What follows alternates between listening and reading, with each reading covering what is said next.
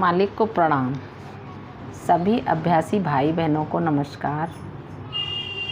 आज का विषय है आध्यात्मिक अनुभव। गुरुदेव का कहना है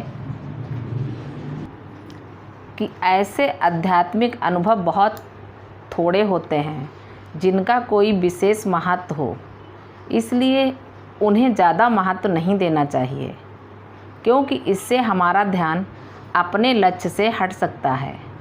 अनुभवों को अनावश्यक महत्व देने से हम जो ज़्यादा महत्व की चीज़ है उस पर ध्यान नहीं दे पाते। चूँकि धर्म, योग और रहस्यवाद संबंधी परंपरागत ग्रंथों में स्वप्न, दिव्य दर्शन, शब्द श्रवण और इस प्रकार की अनेक बातों को ज़रूरत से ज़्यादा महत्व दिया गया है। इससे जिज्ञासुओं के मन में यह धारणा बन गई है कि अगर इस तरह के अनुभव न हों तो उनकी साधना पद्धति में कोई गंभीर दोष है। गुरुदेव ने जोर देकर यह बात कही है कि अनुभवों का अपने आप में कोई महत्व नहीं होता, क्योंकि हमारा मकसद तो लक्ष्य को पाना होना चाहिए, ना कि रास्ते में होने वाले अनुभव। सफ़र के समय रास्ते में आने वाले दृश्यों को जितना महत्व दिया जाता है, हमें बस उतना ही महत्व अनुभवों को देना चाहिए। उन्हें इससे ज़्यादा महत्व देने की कोई आवश्यकता नहीं है। वैसे भी अनुभवों के लिए इच्छा या तड़प का होना तो बिल्कुल गलत है और हमें अपना नज़रिया तुरंत बदल देना चाहिए। एक बार की बात है, गुरुदेव हैदराबाद आए हुए थे। कुछ अभ्यासी गण उन्हें घेर कर बैठे हुए थे और कुछ सवाल पूछ रहे थे। एक नौजवान ने आध्यात्मिक अनुभवों की बात पर सवाल पूछा।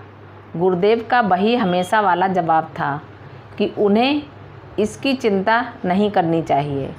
अभ्यासी ने जरा इसे अच्छी तरह समझाने का अनुरोध करते हुए पूछा कि क्या ऐसे अनुभव विभिन्न आध्यात्मिक अवस्थाओं के घोतक नहीं होते, और क्या उनसे यह पता नहीं चलता कि हम यात्रा का कितना भाग तय कर चुके हैं।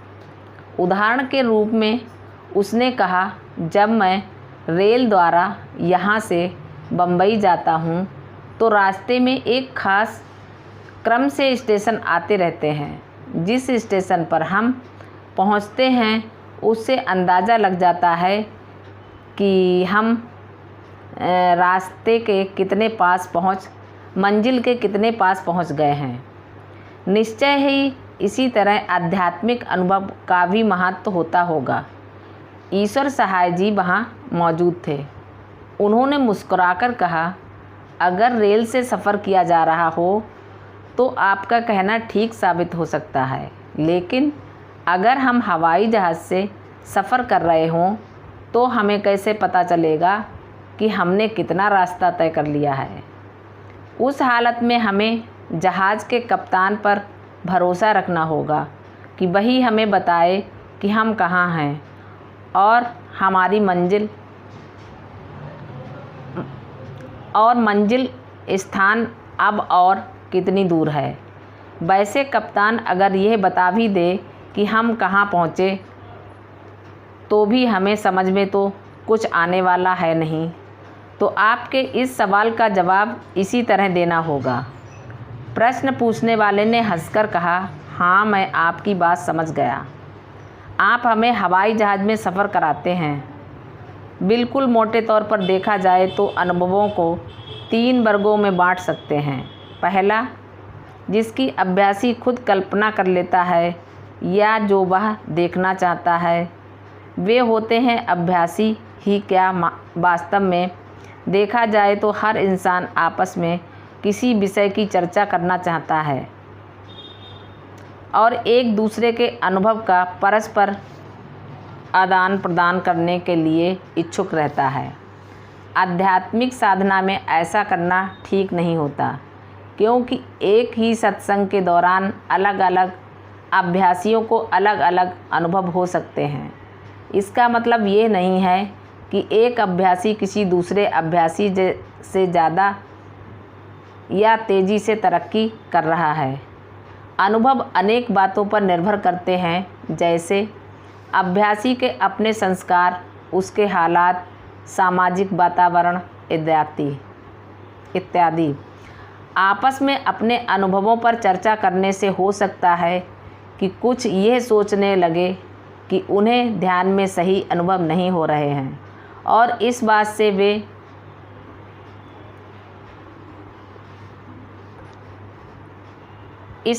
वे हताश हो जाएं।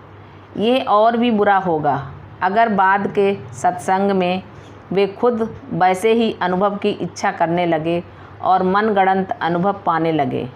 इसलिए गुरुदेव की यही सलाह है कि अभ्यासीगण अपने अनुभवों की चर्चा आपस में न करें, बल्कि केवल गुरुदेव या प्रशिक्षक से उसकी चर्चा करें। ऐसे अनुभव सच्चे मायने में आध्यात्मिक अनुभव नहीं होते और उनका कोई महत्व नहीं होता है। दूसरी श्रेणी में वे अनुभव आते हैं जो सफाई की प्रक्रिया के कारण होते हैं। गुरुदेव का कहना है कि अभ्यासी की आंतरिक सफाई के समय पिछले संस्कार साफ किए जाते हैं। ये संस्कार जब मन की ऊपरी सतह पर आते हैं तो जिनके कारण अतीत में संस्कार बना था, वे पुराने अनुभव या गतिविधि एक बार फिर से इंसान के मन में उभरती है। इसीलिए अभ्यासी को अनुभव होता है।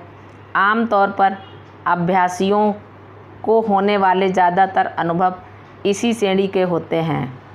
ध्यान के दौरान विभिन्न देवी देवताओं के दर्शन के अनुभव भी इसी श्रेणी में आते हैं। वे सिर्फ ये दर्शाते हैं कि अभ्यासी अतीत में कभी उन देवी देवताओं की आराधना किया करता था। मैंने ऐसे ही एक अनुभव का पहले जिक्र किया है, जिसमें गुरुदेव को अभ्यासी की जगह बंदर दिखलाई पड़ता है। अनेक अभ्यासियों को देवताओं या संतों के स्पष्ट रूप से अचानक दर्शन होते हैं, जिसे देखकर बहुत से लोग ये समझने की भूल कर बैठते हैं कि उन्हें लक्ष्य की प्राप्ति हो गई, क्योंकि उनके इष्ट देवता ने उन्हें दर्शन दे दिए हैं। मालिक को प्रणाम। सभी अभ्यासी भाई बहनों को नमस्कार। धन्यवाद।